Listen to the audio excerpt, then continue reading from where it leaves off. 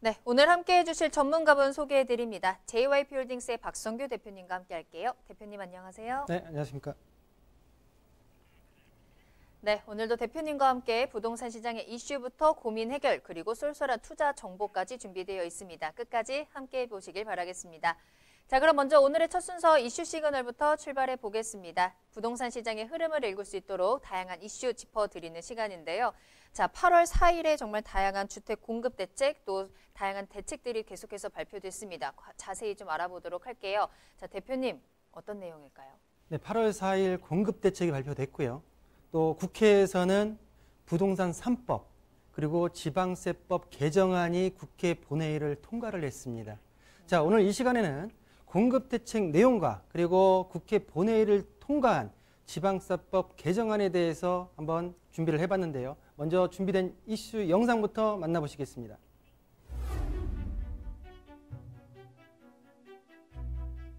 정부가 지난 4일 수도권 주택공급 확대 방안을 발표했습니다. 이번 대책의 핵심 내용은 신규 택지 개발을 통해 13만 2천 호 이상의 주택을 추가로 공급하겠다는 내용인데요. 이로써 수도권에만 총 127만 호의 신규 주택이 공급될 계획으로 향후 주택 가격이 안정화될 수 있을지 귀추가 주목되고 있습니다. 8.4 대책으로 화제가 되었던 점은 공공 재건축에 대한 층수 규제와 용적률 규제를 완화한다는 내용인데요. 기존에 35층으로 제한되어 있던 층수 제한이 50층까지 완화되고 LH나 SH 등 공공이 참여하고 개발이익 일부를 기부 체납하면 용적률도 준주거지역 최고 수준인 500%까지 보장한다는 방안입니다. 박원갑 KB국민은행 수석 전문위원은 공급 대책은 실제 입주가 이루어지는 2년에서 3년 후 효과가 나타난다는 점에서 정부가 얼마나 속도감 있게 공급 계획을 실행할 것인지에 따라 이번 대책의 성패도 갈릴 것으로 보인다고 말했습니다. 한편 지난 4일 지방세법 개정안도 국회 본회의를 통과했는데요. 현재는 4주택자 이상만 취득세율 4%를 적용하는데 개정안은 조정 대상 지역은 2주택자 8%, 3주택 이상은 최고 12%를 적용하는 안을 담고 있어 부동산 시장에 적지 않은 파장이 예상됩니다. 오늘 부동산 시그널에서는 지난 4일 발표한 부동산 공급 대책과 지방세법 개정안에 대해 상세히 살펴보겠습니다.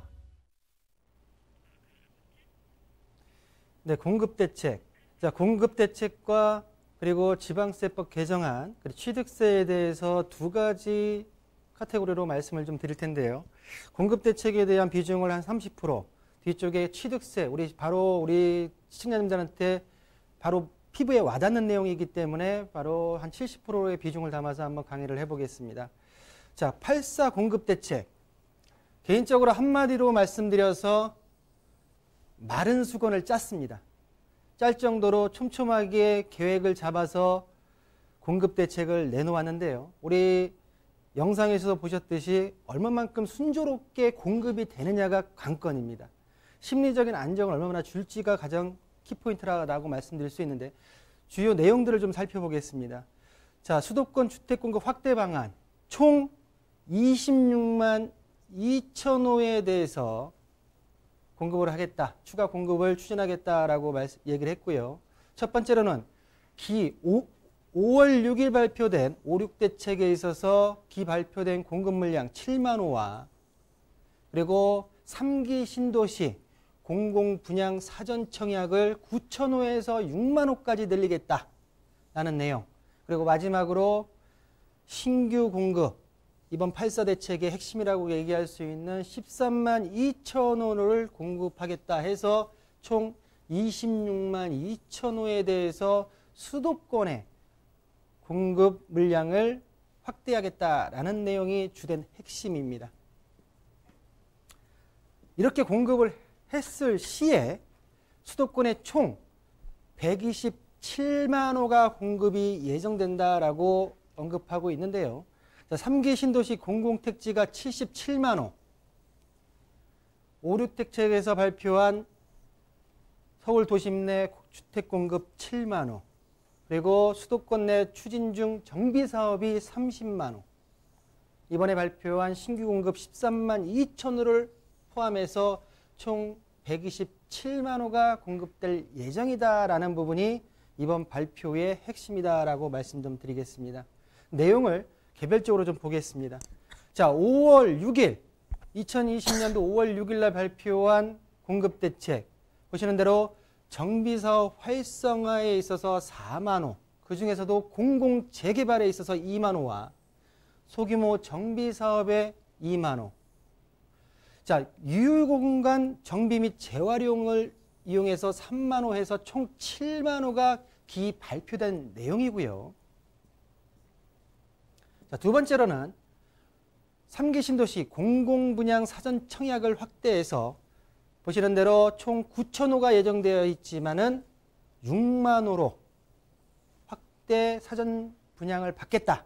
21년도에 3만 호, 22년도에 3만 호, 총 6만 호로 청약 시스템이 구축되는 21년도 3분기부터 사전 청약을 접수를 시작하겠다라는 내용이 두 번째 공급 내용입니다. 자, 마지막으로 13만 2천 호.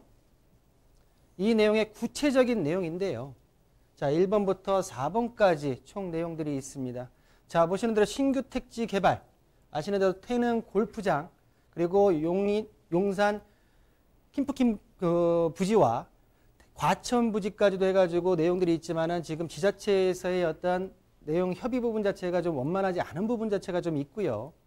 자, 3기 신도시 등 용적률 상향 및 기존 사업 고밀화, 용적률을 올리겠다라는 내용이고, 자, 3번을 우리 그 영상에서도 보셨듯이 정비사업 공공성 강화로 인해서 첫 번째, 공공참여형 고밀도 재건축을 도입해서 총 5만 호를 추가적으로 공급하겠다라고 했지만 결론적으로 3분의 2 이상의 조합원들 찬성과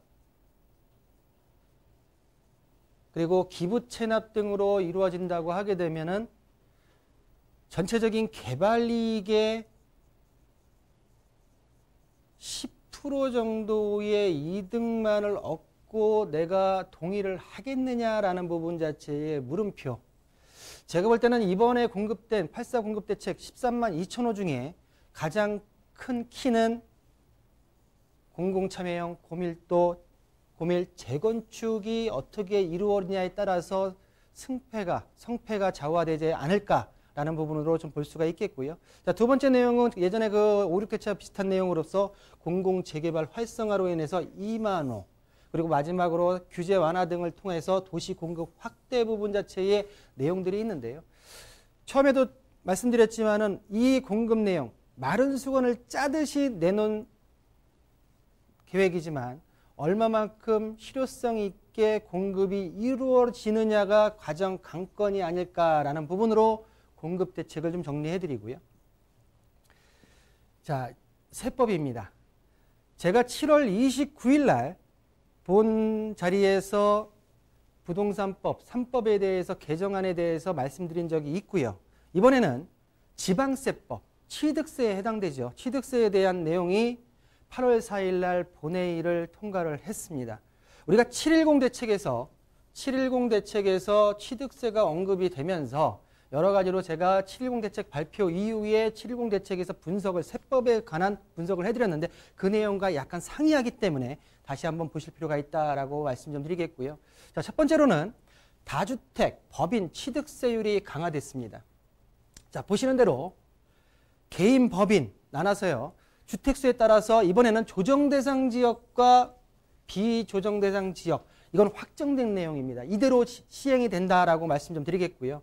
자, 보시는 대로 조정대상 지역, 비조정대상 지역 구분 없이 1주택자 개인에 대해서는 기존과 똑같이 주택 매매 거래에 따라서 거래 가액에 따라서 1%에서 3%의 취득세가 적용이 되고요. 조정대상 지역 내의 2주택자부터는 2주택 취득부터는 8%, 3주택부터는 12%로 세율이 적용된다라고 말씀 좀 드릴 수가 있겠고요. 자, 비규제 지역, 비조정 대상 지역 같은 경우에는 2주택까지는 기존의 세율과 동일하고요. 3주택자는 8%, 4주택자 이상부터는 12%로 조정 대상 지역 내의 세율이 매겨진다. 법인은 12%로 최고 세율이 매겨지면서요. 자, 일시적 2주택 같은 경우에는 세율을 1%에서 3%로 기존의 주택가에게 적용됐던 종전세율이 적용이 되고요. 자, 시행일은 공포한 날로부터 시행이 됩니다. 8월 4일이 아닙니다. 좀 이따가 제가 적용 시길, 시행일에 대해서 다시 한번 말씀 좀 드리는 걸로 하고요. 드디어 증여, 편법 증여에 대한 부분 자체의 칼날을 꺼내 들었습니다. 칼을. 자, 보시는 대로 증여 취득세율을 강화를 시켰고요. 기존에는 현행 3.5%였습니다. 플러스 알파로 해서 최대 4%까지 취득세율이 적용이 되었는데요. 이번 개정안에 대해서는 조정 대상 지역 내에 공시가격입니다. 공시가격 3억 원 이상의 주택을 증여할 시에는 12%의 중과세율을 매기겠다라고 얘기를 했고요. 비조정 대상 지역이나 공시가격 3억 원 이하는 그대로 3.5%로 매겨지지만 단 1세대 1주택자가 소유주택을 배우자, 직계 좀비 속에 증여할 경우에는 그대로 3.5% 기본 종전세율을 적용하겠다라는 부분이 증여 취득세율 강화에 대한 내용이다라고 정리해드리겠습니다. 자, 적용식입니다. 적용시기에 대해서 8월 4일 날 본회의를 통과했으니까 바로 됐다라는 부분 자체로 얘기하시는 분도 있는데요. 정확하게 적용시일은, 시행일은 8월 4일 날 본회의를 통과했고 공포한 날로부터 시행이 됩니다. 이 공포한 날 시행이라는 것은 무슨 말이냐면 국무회의를 통과해 관보에 게재되는 날부터 시행이 되는데 현재 국무회의가 다음 주 8월 11일 화요일 날 잡혀 있습니다. 11일 날 국무회의를 통과하게 되면 11일부터 시행될 전망이다라고 말씀 좀 드리겠고요. 그러면 이렇게 기존에 주택을 계약을 맺었거나 했을 경우에는 경과 조치에 대해서는 어떻게 됩니까? 라는 부분이 요즘에 많이 질문이 들어오는데요. 경과 조치 보시겠습니다. 자, 7월 10일 대책 발표일을 포함해서 이전의 주택 매매 계약을 체결한 경우에는 해당 주택의 취득에 대해서는 종전세율이 적용이 됩니다. 단 증빙서류가 필요하겠죠. 증빙서류의 내용은 이 아래 내용을 좀 참고하시면 되겠고요. 자, 지방세법 개정안 경과조치 적용 사례 첫 번째 내용입니다. 자, 보시는 대로 710 대책 전후, 발표 전후를 해서 보시는 대로 사례가 여러 개가 있는데요. 자, 계약일이 보시는 대로 710 대책 그날까지 포함한다고 했으니까 자, 사례 1과 사례 2는 7월 10일을 포함한 이전 날짜입니다. 잔금일은 올 연말로 봤을 때 동일하게 7월 10일 이전에 포함한 날부터 이전에 계약이 이루어졌기 때문에 종전세율이 적용이 됩니다. 그렇지만 7월 10일 이후 다음 날인 7월 11일 날 계약이 맺어진 계약분에 대해서는 조정대상 지역 같은 경우에 예를 들어서 지금 2주택 소유한 세대가 1주택, 3주택이 되는 거죠. 세 번째 주택을 매입하고자 했을 경우에는 세 번째 조정대상 지역 같은 경우에는 12%고요. 비조정대상 지역 같은 경우에는 8%의 개정된 세율이 적용된다라고 말씀 좀 드리겠고요. 자, 그러나 사례 네 번째를 보시면 7월 11일 날 계약을 했지만 개정된 법률의 시행일 전에 취득이라는 것은 잔금 아니면 등기권 등기에 대한 부분 자체로 넘어갔을 때에는 종전세율이 1%, 3%로 적용된다라고 말씀드릴 수 있는데 이 내용은 다음 페이지에서 좀 말씀드리겠습니다. 자, 마지막 아까 좀 전에 사례 4를 봤을 때 계약일이 7월 10일 이후입니다. 사례 1, 2가. 그렇지만 시행일이 전망되는 게 지금 8월 11일 날로 지금 보이고 예상이 되기 때문에 잔금일을 8월 10일 날 잔금을 처리하게 되게 되면 개정전 취득세율, 종전세율인 1%에서 3%까지를 적용받습니다. 그렇지만 시행일 당일 8월 11일 날 잔금을 처리할 경우에는 개정 후 취득세율인 자, 여기 같은 경우에는 1주택을 소유한 세대가 1주택, 두 번째 주택이죠. 그렇지만은 조정 대상 지역 내에 주택을 취득하는 거기 때문에 중과세율이 2주택부터는 8%입니다.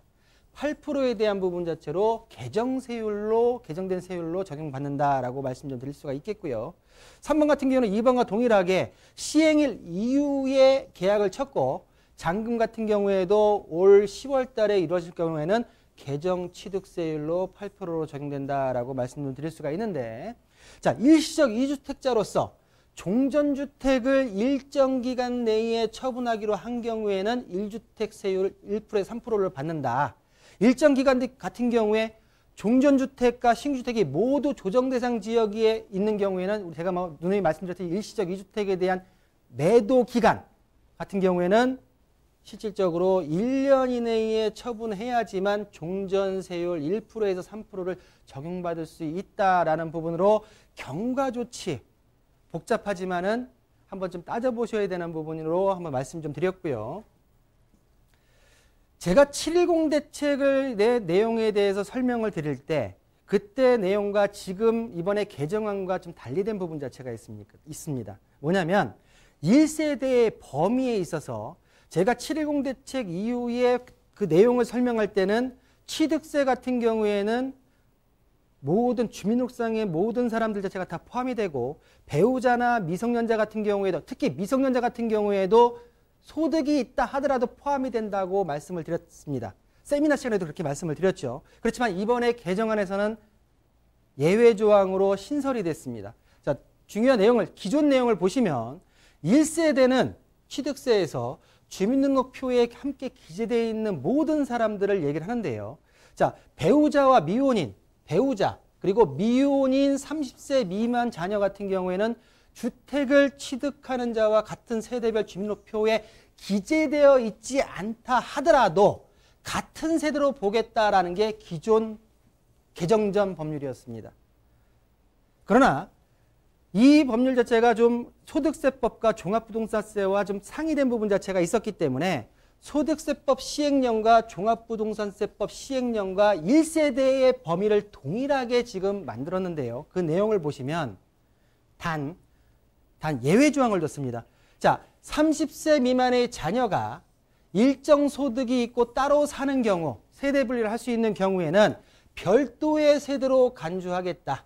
일정 소득이란, 자, 중위소득 2020년도 1인 가구가 월 175만 원이기 때문에 175만 원 같은 경우에 40%, 월 70만 원 정도의 소득이 있다고 하게 되면은 세대 분리, 취득세에 있어서 30세 미만의 자녀라 하더라도 일정 소득이 있으면은 별도의 세대로 간주하겠다라는 부분이 이번 세법 개정안에, 지방세법 개정안에 1세대 범위에 관한 내용이기 때문에 이 부분 자체를 제가 7월 달에 한 내용과 지금 개정한 내용 자체가 상이하기 때문에 이 부분은 꼭 유념해 두시면서 체크해 가실 필요가 있지 않을까라는 부분으로 오늘 8.4 공급대책의 기본적인 틀과 그리고 지방세법 개정안에 있어서의 취득세율, 중과세율에 대해서 정리해 드렸습니다.